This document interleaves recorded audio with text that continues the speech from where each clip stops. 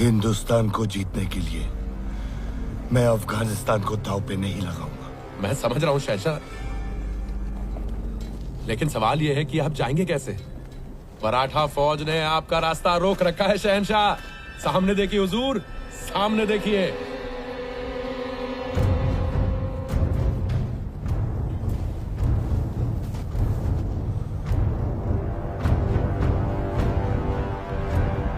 लेकिन अगर मैं इस जंग में फंसा तो कांधार हार जाऊंगा।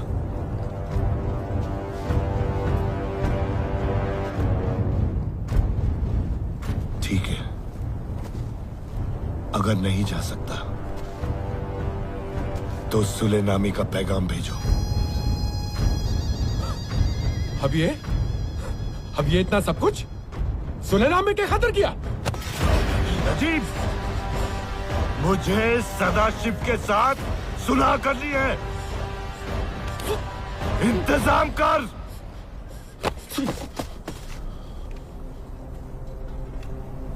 जी हुजूर।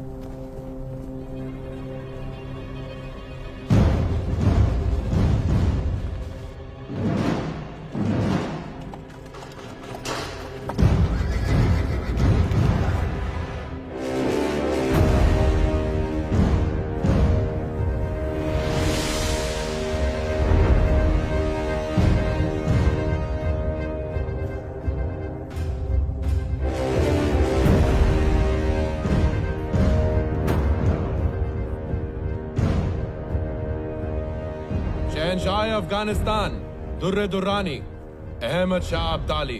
श्रीमंत सदाशिवराव भाऊ पेशवा। मुझे बताया कि आप सुलह करना चाहते हैं। मैं आपके साथ हूं क्योंकि युद्ध हमेशा सल्तनतों को उजाड़ देते हैं। इस बात को जानने के लिए बड़ी दूर से आया है। आना पड़ा दुश्मन को रोकने, 1000 कोस दूर। लंबा सफर तो मैंने भी तय किया है। हाँ किया है, लेकिन लूटने के लिए। हम आए हैं रक्षा करने के लिए। तुझसे बहस करने का वक्त नहीं है। मैं जंग नहीं चाहता। अगर तू भी नहीं चाहता तो मेरी शर्त माननी होगी। कैसी शर्त? मैं अमनो अमान के साथ कंधार लौट जाऊंगा अगर तुम मराठा नर्मदा के दक्षिण में रहो और दिल्ली मेरे हवाले कर दो।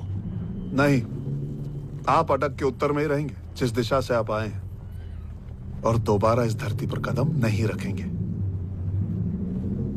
मैं तुझे एक मौका और देता हूं। दिल्ली की उत्तर की सारी जमीन मेरी और दक्षिण की तेरी। आप अटक के उत्तर में ही रहेंगे और दोबारा हिंदुस्तान में कदम नहीं रखेंगे। मुझे केवल यही शर्त स्वीकार है। जहां मैं खड़ा हूं वहां से उत्तर का सब मेरा, बाकी सब तेरा। नहीं। मुनासिब बात कर बच्चे, नहीं तो मेरी मुहिम बेईमानी हो जाएगी। और मेरी मुहिम बेईमानी हो जाएगी अगर एक घुसपैठिया हिंदुस्तान की मिट्टी पे बना रहता है। और आप इस समय जिस धरती पर खड़े हैं ना, वो मराठा साम्राज्य ही है। तू छोटी सी जमीन के टुकड़े के लिए अपनी जान देने जा रहा है। मैं इस धरती की मिट्टी के एक कण के लिए भी मरने को तैयार हूं। ठीक है, तो फैसला यहीं कर लेते हैं। कीजिए फैसला। शहंशाह, श्रीमंत, ये सुलह का शामियाना है, सौदे का। लड़ने के लिए तो पानीपत का सारा मैदान तैयार पड़ा है।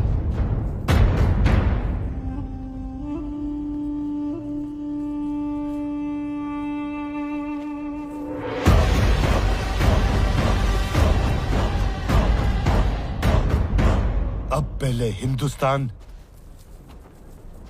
फिर अफगानिस्तान। सही कहा, हिंदुस्तान सदा पहले ही रहेगा।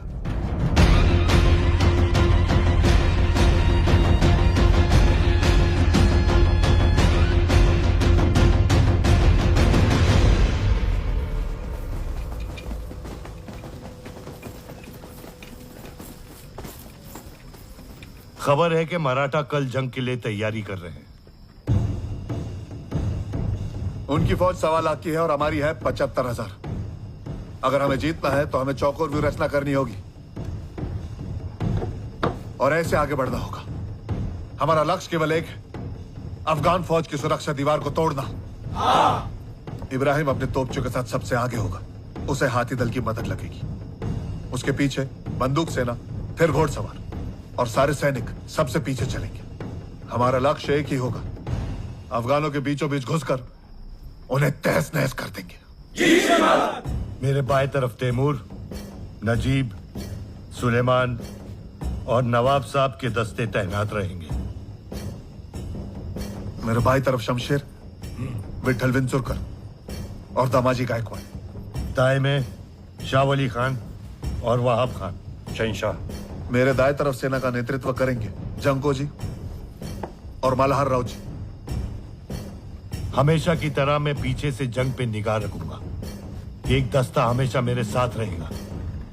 उनके पीछे होंगे नाना पुरंदरे, यशवंत पवार, अंताजी माणकेश्वर।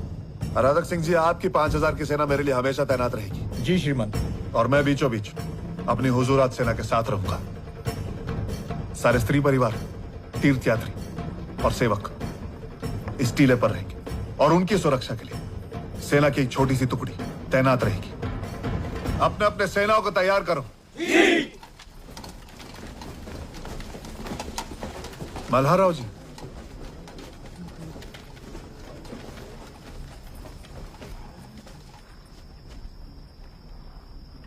अगर अनहोनी हो जाए तो सारी स्त्रियों को सुरक्षित स्थान पर पहुंचाना आपकी जिम्मेदारी है। काका, आपने सबको उनकी जगह बताई है, मैं कहां पर रहूंगा?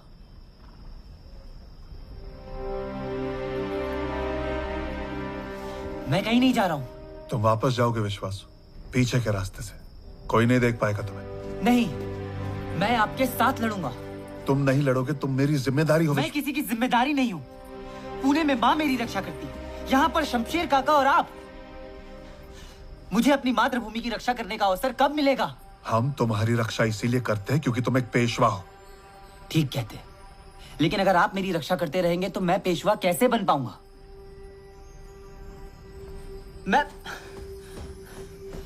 मैं इस सेना का सेनापति हूं। मैं लड़ूंगा।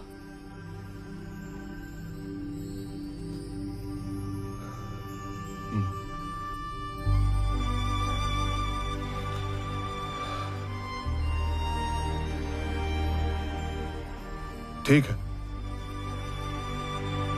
तुम शमशेर और मेरे बीच में रहोगे, एक हाथी पर सवार, मेरे हाथी के पास। लेकिन मेरी एक शर्त है, तुम कभी भी अपने हाथी से नीचे नहीं उतरोगे।